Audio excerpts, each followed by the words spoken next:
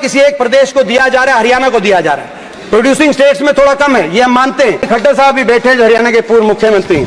सबसे ज्यादा अगर सौतेला व्यवहार किसी एक प्रदेश के साथ किया गया, क्या कलेक्शन में 7% जे देश की जीएसटी हरियाणा से आ रही है, 7.। भाग्य ये कि प्रति व्यक्ति मैंने कैलकुलेट किया अध्यक्ष महोदय, हरियाणा के विषय में एक बात मैं महत्वपूर्ण आपके माध्यम से रखना चाहता हूं। अगर इस बजट में और इस फाइनेंस प्रपोजल में, माननीय खट्टर साहब भी बैठे हैं, हरियाणा के पूर्व मुख्यमंत्री, सबसे ज्यादा अगर सौतेला व्यवहार किसी एक प्रदेश के साथ किया गया है तो हरियाणा प्रदेश के साथ किया गया। और मैं बताता हूं कैसे। जैसे कि अभी बताया जा रहा था कि हर प्रदेश केंद्रीय टैक्स कलेक्शन में हर प्रदेश अपनी तरफ से कोई भागीदारी करता है। कितना केंद्र एक प्रदेश में से लेती है और कितना उस प्रदेश को वापस देती है। हरियाणा से जीएसटी में हम देखें, जीएसटी टोटल कलेक्शन में 7% जे देश की जीएसटी हरियाणा से आ रही है, 7.10%। और हरियाणा को वापस कितना मिल रहा है? जो केंद्र की तरफ से प्रदेशों में दी जाने वाली राशि वापस कितनी मिल रही है? मात्र 1.009%, यानी कि 1% के करीब। यानी कि दूसरे शब्दों में कहा जाए, हरियाणा से 7 रुपया केंद्र सरकार ले रही है और केवल 1 रुपया वापस दे रही है। और अगर प्रतिशत में बात करें तो 15%, 100 रुपए केंद्र सरकार हरियाणा से ले रही है और 15 रुपए वापस दे रही है। ये पूरे देश में सबसे कम अगर किसी एक प्रदेश को दिया जा रहा है, हरियाणा को दिया जा रहा है।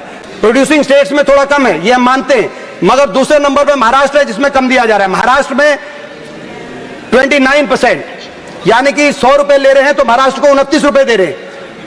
कर्नाटक में 100 रुपए ले रही है केंद्र सरकार तो 39 रुपए दे रही है, 40 के लगभग। तो पूरे देश में 29 प्रदेशों में आज हरियाणा एक प्रदेश है जहां सबसे कम 15% ही केंद्र सरकार वापस दे रही है। और नेट डिवोल्यूशन की बात करें, कितनी केंद्र की राशि दी जाए, अगर प्रति व्यक्ति में देखें, प्रति व्यक्ति, आज दुर्भाग्य ये कि प्रति व्यक्ति मैंने कैलकुलेट किया अध्यक्ष महोदय, प्रति व्यक्ति अगर देखा जाए तो 29 प्रदेशों में सबसे कम पिछले वर्ष जो हमें डिवोल्व किया गया, हरियाणा को दिया गया 22,000 करोड़, यानी कि प्रति व्यक्ति 6,938 रुपए हरियाणा को प्रति व्यक्ति मिला पिछले से। ये भी 29 राज्यों में सबसे कम हरियाणा को दिया जा रहा है। आप बाकी राज्यों को देखें, गोवा में 40,000, आप अरुणाचल प्रदेश में प्रति व्यक्ति 1,40,000, आप तेलंगाना में प्रति व्यक्ति 25,000 केंद्र सरकार की तरफ से ये राशि दी जा रही है डिवोल्यूशन, मगर हरियाणा में मात्र 6,000 प्रति व्यक्ति प्रति वर्ष।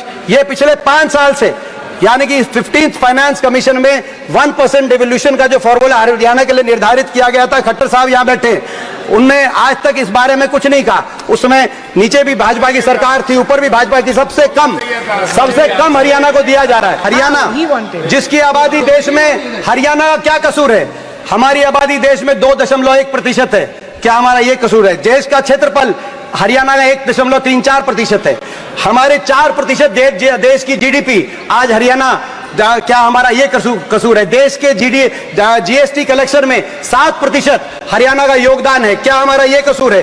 देश के फूड ग्रेन्स में, खाद्यान्न अन्न भंडारण में 33% हरियाणा किसान दे रहा है, क्या ये कसूर है?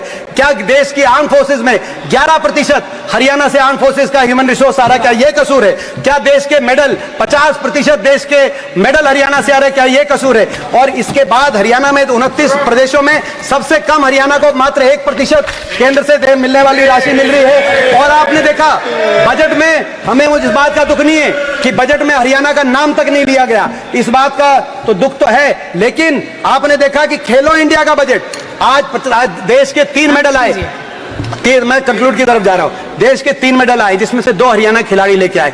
खेलो इंडिया का बजट भी जो 2200 करोड़ खेलो इंडिया का बजट रखा गया, उसमें भी मात्र 60 करोड़ हरियाणा को, यानी कि 2% बजट खेल का बजट भी हरियाणा में। और गुजरात में 500 करोड़ का बजट दिया गया, 20% खेलो इंडिया का, जहां से 1 खिलाड़ी मेडल। तो आज मैं समझता हूं कि अन्याय है। और पिछले 10 वर्ष में मैं कंक्लूड करते हुए मैं कहना चाहता हूं, पिछले 10 वर्ष में इन्होंने कोई एक परियोजना केंद्र सरकार की तरफ से, भाजपा सरकार की तरफ से हरियाणा को तो मिली नहीं।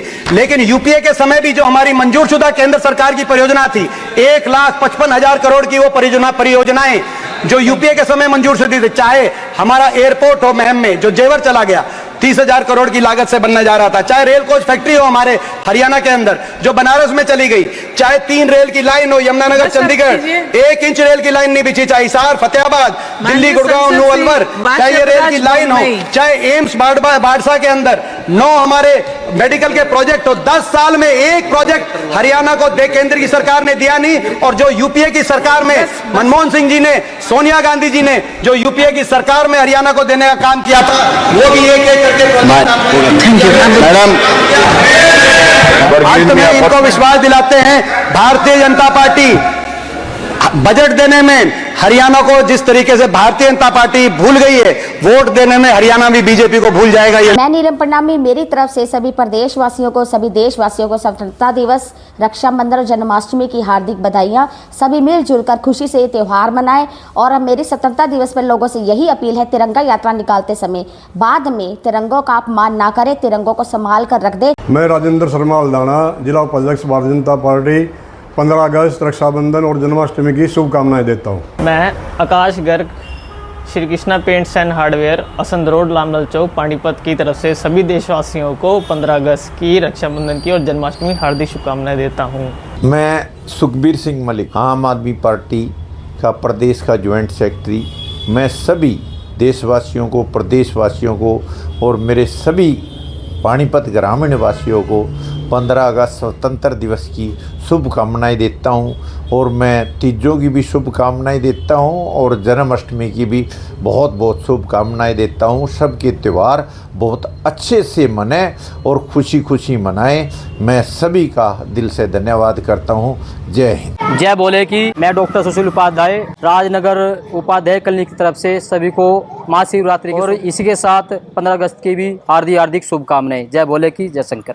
मैं नरेंद्र बिंझोल, पूर्व मंडल अध्यक्ष, पंचायती राज जिला संयोजक, सभी देशवासियों को 15 अगस्त व जन्माष्टमी की शुभकामनाएं देता हूं। वह आशा रखता हूं भगवान आपकी लंबी उम्र और सुख शांति दे।